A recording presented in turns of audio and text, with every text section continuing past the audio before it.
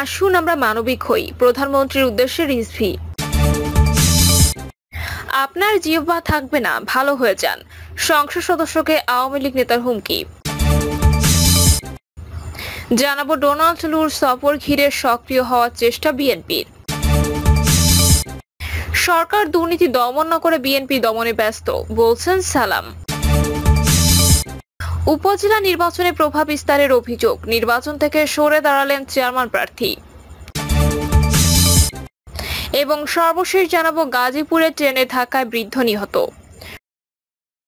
শুনছিলেন সংবাদ শিরোনাম, এবারে বিস্তারিত। আসুন আমরা মানবিক হই, প্রধানমন্ত্রীর উদ্দেশ্যে রিজভি। প্রধানমন্ত্রী শেখ হাসিনার প্রতি কিছু আবেদন জানিয়েছেন বিএনপি সিনিয়র যুগ্ম মহাসচিব রুহুল কবির রিজভী আহমেদ। তিনি বলেন, আজ বিশ্ব মা দিবসে শেখ হাসিনাকে বলবো, বারবার সর্বোচ্চ ভোটে নির্বাচিত সাবেক প্রধানমন্ত্রী খালেদা জিয়ার প্রতি শুধু প্রতিহিংসাবশত এমন নিষ্ঠুর আচরণ করবেন না, তাকে মুক্তি দিন, তার সুচিকিৎসার জন্য বিদেশ যেতে বাধা দেবেন না। রিজভী উল্লেখ করেন, পাকিস্তান আমল বা ব্রিটিশ শাসনামলেও এদেশের রাজনীতিতে বন্দীদের প্রতি এমন বর্বর আচরণ করা হয়নি। আপনার চেয়ে ব্রিটিশরা অনেক মানবিক ছিল। অবৈধ ক্ষমতা দখলে রাখতে গিয়ে মানবিকতা, সভ্যতা, ভদ্রতা, ন্যায় নীতি আর বিসর্জন দেবেন না। ক্ষমতা ও মানুষের জীবন স্থায়ী নয় উল্লেখ করে বিএনপি নেতা রিজভী বলেন, সময় অসময়ে পরিণত হতে সময় নেয় না। কারো মৃত্যু ঘটানোর চেষ্টা করা আমাদের ধর্মে মহাপাপ হিসেবে গণ্য। প্রকৃতির বিচার খুবই মারাত্মক এবং অনিবার্য। যার যার ধর্মের কর্মের প্রাপ্তি প্রকৃতি থেকে আপনা আপনি নেমে আসবে। আপনার জিহ্বা থাকবে না, ভালো হয়ে যান, সংসদ সদস্যকে আওয়ামী লীগ নেতার হুমকি। টাঙ্গাইল ৮ আসনের সংসদ সদস্য অনুপম শাহজাহান জয়কে জিহ্বা থাকবে না, ভালো হয়ে যান বলে হুমকি দিয়েছেন জেলা আওয়ামী লীগের সদস্য আকরাম হোসেন কিসলু। অনুপম শাহজাহান জয়কে উদ্দেশ্য করে আকরাম হোসেন কিসলু বলেন, আপনাকে আমি সাবধান করে দিতে চাই, জেলা আওয়ামী লীগের সাধারণ সম্পাদকের বিরুদ্ধে যদি আবার কোনোদিন কোনো কথা বলেন, আপনার জিহ্বা থাকবে না। সব মানুষকে নিয়েই আপনার বিরুদ্ধে আন্দোলন গড়ে তোলা হবে, আপনি ভালো হয়ে যান। তিনি আরো বলেন, অনুপম শাহজাহান জয় সুসংগঠিত আওয়ামী লীগকে দ্বিখণ্ডিত করার পায়তারা করছেন, তাকে প্রতিহত করা হবে। ডোনাল্ড লুর সফর নিয়ে সক্রিয় হওয়ার চেষ্টা বিএনপির। আগামী 14 ও 15 মে দুদিনের ঢাকা সফরে আসছেন যুক্তরাষ্ট্রের দক্ষিণ ও মধ্য এশিয়া বিষয়ক সহকারী পররাষ্ট্রমন্ত্রী ডোনাল্ড লু। ভারত ও শ্রীলঙ্কা হয়ে বাংলাদেশ সফরে আসার কথা রয়েছে তার। গত 7 জানুয়ারি দ্বাদশ জাতীয় সংসদ নির্বাচনের আগে মার্কিন পররাষ্ট্র দপ্তরের পক্ষ থেকে ডোনাল্ড লুর ঢাকা সফর নিয়ে রাজনৈতিক অঙ্গনে নানা রকম গুঞ্জন বা এক ধরনের উত্তেজনা কাজ করলে এবার তেমনটি দেখা যাচ্ছে না। রাজনীতিতে তেমন কোনো উত্তেজনা বা আতঙ্ক নেই যেমনটি ছিল নির্বাচনের আগে। তবে ডোনাল্ড লু সফর ঘিরে নতুন করে আশার বুক বাঁধতে বিএনপি। রাজনীতিতে ঘুরে দাঁড়ানোর চেষ্টা লক্ষ্য করে যাচ্ছে দলটির মধ্যে। এরই মধ্যে বিএনপি গত শুক্রবার ঢাকায় সমাবেশ করেছেন। পাশাপাশি সরকার বিরোধী দেশের সব সমমনা রাজনৈতিক দল ও জোটের সঙ্গে আবার আলোচনা শুরু করেছে দলটি। বিকেলে গুলশানে বিএনপি চেয়ারপারসনের রাজনৈতিক কার্যালয়ে 12 দলীয় জোট ও এলডিপি লিয়াজো কমিটির সঙ্গে পৃথকভাবে বৈঠক করে দলটি। বৈঠকে চলমান আন্দোলন ও আগামী দিনে করণীয় নির্ধারণে সমমনাদের মতামত গ্রহণ করেন বিএনপি নেতারা। বৈঠকে বিএনপি লিয়াজো কমিটির নেতাদের মধ্যে উপস্থিত ছিলেন দলের স্থায়ী কমিটির সদস্য নজরুল ইসলাম খান, সেলিমা রহমান ও vice chairman Mohammad Shahjahan. BNP সংশ্লিষ্ট নেতারা বলছেন, মার্কিন যুক্তরাষ্ট্র বাংলাদেশের ব্যাপারে এখনো তাদের অবস্থান পরিবর্তন করেনি। তারা হয়তো কৌশলগত অবস্থান গ্রহণ করেছে, কিন্তু বাংলাদেশের গণতন্ত্র, মানবাধিকার সুরক্ষা এবং সুশাসন নিয়ে দেশটির কোনো অবস্থানের পরিবর্তন হয়নি। আর সেজন্য ডোনাল্ড লুর সফর বলে ধারণা বিএনপির অধিকাংশ নেতাকর্মীর। এ কারণে দলটি চলমান রাজনৈতিক, সামাজিক ও অর্থনৈতিক সংকটকে কাজে লাগাতে চায়। আবার সরকার বিরোধী আন্দোলনের রাজপথে সক্রিয় হতে চায়। তবে পররাষ্ট্র মন্ত্রণালয়ের একাধিক সূত্র নিশ্চিত করেছে যে ডোনাল্ড লু এবার ঢাকা সফর করছেন বেশ কিছু সুনির্দিষ্ট এজেন্ডা নিয়ে। আর তা হলো বাংলাদেশে যুক্তরাষ্ট্রের সহযোগিতার সম্পর্ক আরো জোরদার করতে চায় দেশটি। এছাড়াও জলবায়ু সংকট ও দ্বিপক্ষীয় অর্থনৈতিক সম্পর্ক আরো জোরদার করা নিয়ে আলোচনা করবেন ডোনাল্ড লু। এই সফরে তিনি সরকারি ও বেসরকারি নানা পর্যায়ে কয়েকটি বৈঠক ও মত বিনিময় সভায় অংশ নেবেন। সরকার দুর্নীতি দমন না করে বিএনপি দমনে ব্যস্ত, বলছেন সালাম। ঢাকা মহানগর দক্ষিণের আহ্বায়ক আব্দুস সালাম বলেছেন, সারা দেশ দুর্নীতিতে ছেয়ে গেছে। বাজার সিন্ডিকেট করে সরকার দলীয় ব্যবসায়ীরা দ্রব্যমূল্যে আগুন ধরাচ্ছে। সরকারের এদিকে কোনো নজর নেই, নজর শুধু বিএনপির দিকে। কারণ দুর্নীতিবাজরা তাদের রক্ষা করবে আর জনতা অবৈধ শাসক গোষ্ঠীর পতন ঘটাবে। বিএনপি হচ্ছে জনগণের দল, তাই সরকার দুর্নীতি দমন না করে বিএনপি দমনে ব্যস্ত। তিনি বলেন, বিএনপির একটি সমাবেশ ডাকলে ওবায়দুল কাদেরের মাথা নষ্ট হয়ে যায়, অথচ ব্যাংক লুট হয়ে যাচ্ছে, শেয়ার বাজার লুট হয়ে যাচ্ছে, হাজার হাজার কোটি টাকা বিদেশে পাচার হচ্ছে। এতে তাদের কোনো মাথা নেই।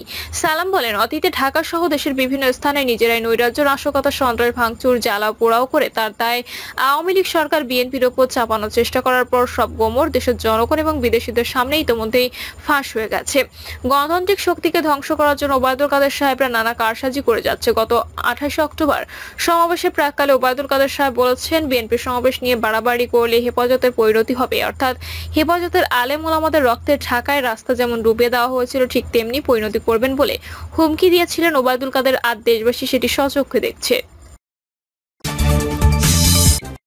উপজেলা নির্বাচনে প্রভাব বিস্তারের অভিযোগ, নির্বাচন থেকে সরে দাঁড়ালেন চেয়ারম্যান প্রার্থী। পাবনার ভাঙ্গুড়া উপজেলা পরিষদ নির্বাচন থেকে সরে দাঁড়ানোর ঘোষণা দিলেন চেয়ারম্যান প্রার্থী ও বর্তমান উপজেলা চেয়ারম্যান বাকিবিল্লাহ। পাবনা 3 আসনের এমপি মকবুল হোসেন তার ছেলে চেয়ারম্যান প্রার্থী গোলাম হাসনাইন রাসেলের পক্ষে প্রভাব বিস্তার করেছেন এবং এতে গ্রহণযোগ্য নির্বাচন সম্ভব নয় বলে অভিযোগ করেন তিনি। এতে নির্বাচন থেকে সরে দাঁড়ানোর ঘোষণা দেন তিনি। সংবাদ সম্মেলনে তিনি অভিযোগ করে বলেন, উপজেলা নির্বাচনে পাবনা 3 আসনের সংসদ সদস্য মকবুল হোসেনের ছেলে গোলাম হাসনাইন রাসেল উপজেলা চেয়ারম্যান প্রার্থী হয়ে আমার কর্মী সমর্থকদের উপর বিভিন্ন অত্যাচার, নির্যাতন ও ভয়ভীতি প্রদর্শন করে আসছেন, যে কারণে নির্বাচন ব্যাপক প্রভাব পড়েছে। আমার কর্মী সমর্থকরা ঘর থেকে বের হতে পারছেন না। বাকিবিল্লাহ বলেন, এমপি পুত্র রাসেল ভাঙ্গুড়া পৌরসভার মেয়র পদ থেকে পদত্যাগ করে উপজেলা চেয়ারম্যান প্রার্থী হয়েছেন। বাবা এমপি আর ছেলে উপজেলা চেয়ারম্যান ও উপজেলা আওয়ামী লীগের সাধারণ সম্পাদক হলে আমাদের মতো দীর্ঘদিনের বঙ্গবন্ধু আদর্শের পরীক্ষিত ব্যক্তির জন্য জায়গা কোথায়?